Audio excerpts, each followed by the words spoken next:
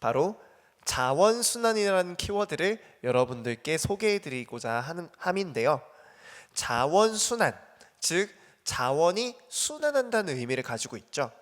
그런데 이 자원순환이란 것을 조금 더 여러분들께 간편하게 알기 쉬운 단어로 어떻게 전달해 드릴 수 있을까 고민을 하다가 한 가지 키워드를 더 들고 와 봤습니다.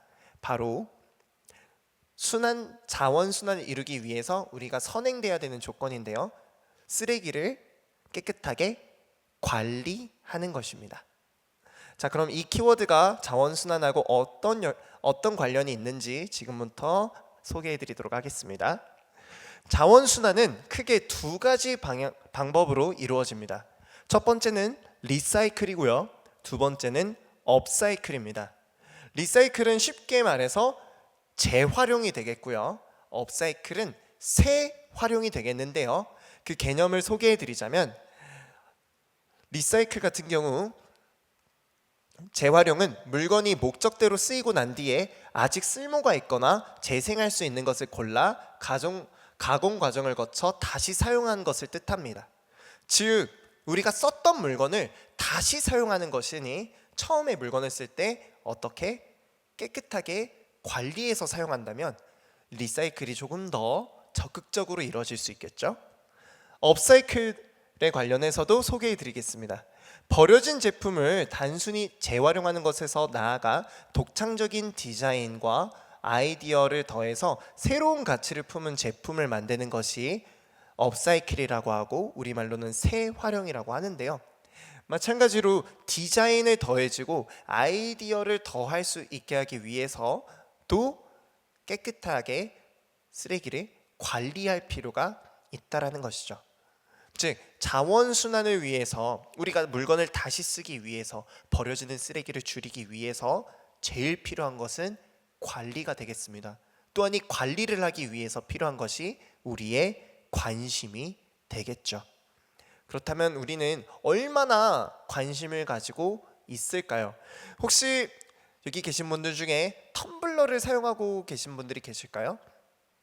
네, 텀블러를 사용하는 분도 계실 거고요. 아직은 텀블러를 소지하지 않고 계신 분들도 계실 겁니다. 자, 그럼 텀블러가 무조건 환경에 도움을 주는 물건일까? 무조건 텀블러를 사용하면 우리 자원순환에 도움을 주는 것인가? 라는 질문에 있어서는 다음과 같이 답할 수 있을 것 같습니다. 바로 아니라는 답인데요. 실제로 플라스틱 컵, 종이컵을 만드는 데 사용되는 온실가스 배출량보다 스테인리스 텀블러 한 대를 생산하는 온실가스의 양이 무려 24배나 많다고 합니다. 즉 텀블러를 가지고 있다라고 해서 중요한 것이 아니라 텀블러를 깨끗이 관리해서 여러 번 써야지만 우리 환경 보호에 일조할 수 있게 된다는 것이죠. 반면에 우리는 지금까지는 그저 단순히 텀블러를 가지고 있다라는 것, 분리 배출을 하고 있다라는 것 그 자체만으로 만족하고 있는 경우들이 많은데요.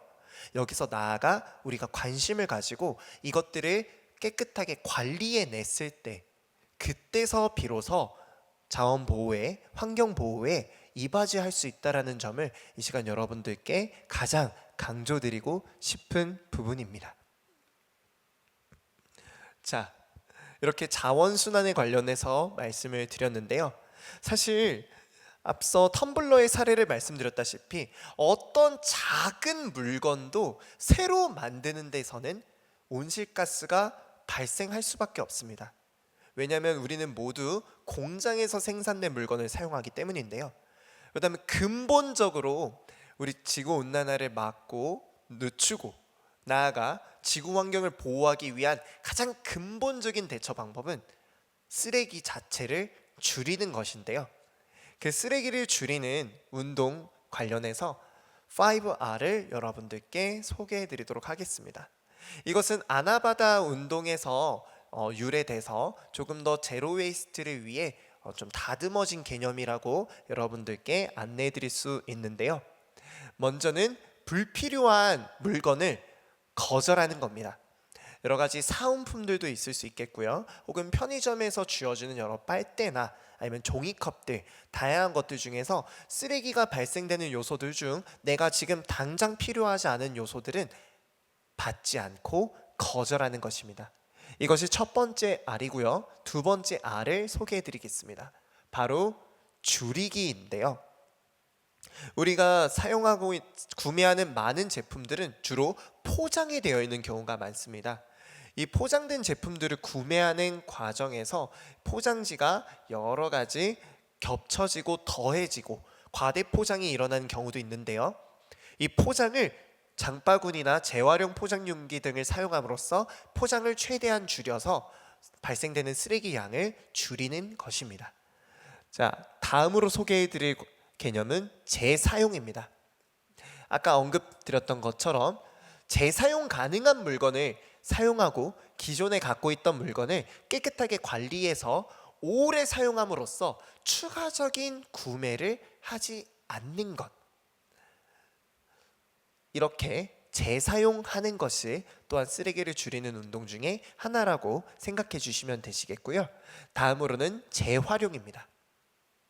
버리려고 했던 물건을 DIY나 리폼을 통해서 새로운 물건을 만들거나 아니면 분리 배출을 더 신경 써서 실천해 주시는 것을 뜻하는데요.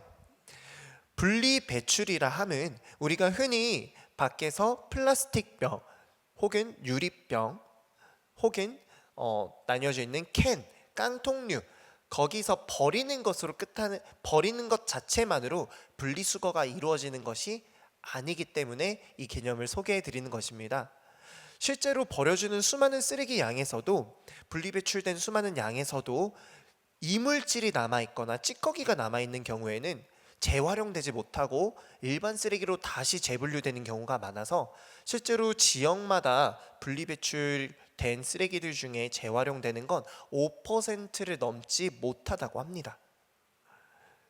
그리고 그 오염 정도를 확인하기 위해서 기계로 하지 못하는 일이다 보니 하나하나 인력이 가미가 되게 되고요. 이 또한 기계 분류보다 속도가 늦을 수밖에 없으니 재활용률을 떨어뜨리는 하나의 요소가 되게 되는데요. 즉 버리는 시작점부터 우리가 조금 더 관심을 가지고 깨끗하게 관리해서 버려주셨을 때 비로소 도움이 된다라는 거 이 시간에 조금 더 구체적으로 안내를 해드리고요. 마지막 개념 바로 썩히기입니다. 플라스틱은 썩지 않는 물건으로 굉장히 유명한데요. 이제는 우리가 썩지 않는 물건을 사용하는 것이 아니라 생분해되는 물건들, 즉 썩을 수 있는 자연 분해되는 제품들에 관심을 가지고 사용을 한다면 쓰레기를 줄일 수 있고요. 쓰레기를 줄이게 된다면 쓰레기를 소각하는 과정에서 생기는 온실가스량을 막을 수 있으니 우리의 작은 실천 하나하나가 지속 가능한 내일을 만든다라는 것입니다. 네, 여기까지 여러분들과 함께 지속 가능한 내일의 삶에 관련해서 같이 생각해보는 시간을 가져보았는데요. 생각보다 깊은 이야기들도 많이 나왔고요. 그리고 또 우리가 놓치고 있는 부분들에 대해서도 이야기를 많이 나눴습니다. 하지만 이 시간 여러분들께 가장 전달드리고 싶은 내용은 바로 이것인 것 같습니다. 이 모든 지구온난화의 원인도, 그리고 지구온난화를 막을 수 있는 그 모든 방법도 사실은 사람 하기 나름, 바로 내가 하기 나름이라는 것인데요. 많은 사람들의 욕심과 욕심이 맞닿아서 생긴 수많은 온실가스로 인해 지구온난화가 가속화됐던 것처럼 우리 모두가 내일을 위한 지속가능한 삶을 위한 관점과 생각으로 관심을 바꿔서 또 다른 발걸음을 옮겨간다면, 그리고 그것이 쌓인다면 우리는 지구온난화가 아닌 내일을 꿈꿀 수 있는 삶을 살 수 있지 않을까 싶습니다. 하여서 저는 환경운동가가 아니라 환경교육을 하는 강사입니다. 여러분들께 무리한 것을 요구하고 싶지는 않습니다. 하지만 한 사람이 걷는 10걸음보다 10사람이 걷는 한 걸음이 더 의미가 있고 더 많은 사람을 동참할 수 있게 만들어 주기에 우리가 실천할 수 있는 작은 것, 자원 순환이나 분리 배출부터, 혹은 우리가 작은 관심을 가지고 주변을 살펴보는 시선부터 시작한다면 분명 우리는 내일을 꿈꿀 수 있는 삶, 다음 세대에게 내일을 선물할 수 있는 오늘을 지낼 수 있지 않을까 싶습니다. 네, 여기까지 여러분들과 함께 지속가능한 삶에 관련해서 대화를 나눈 최상훈 강사였고요. 귀한 저녁 시간 내주셔서 다시 한번 감사 인사 드리겠습니다. 오늘 강연은 여기서 마치도록 하겠습니다. 감사합니다.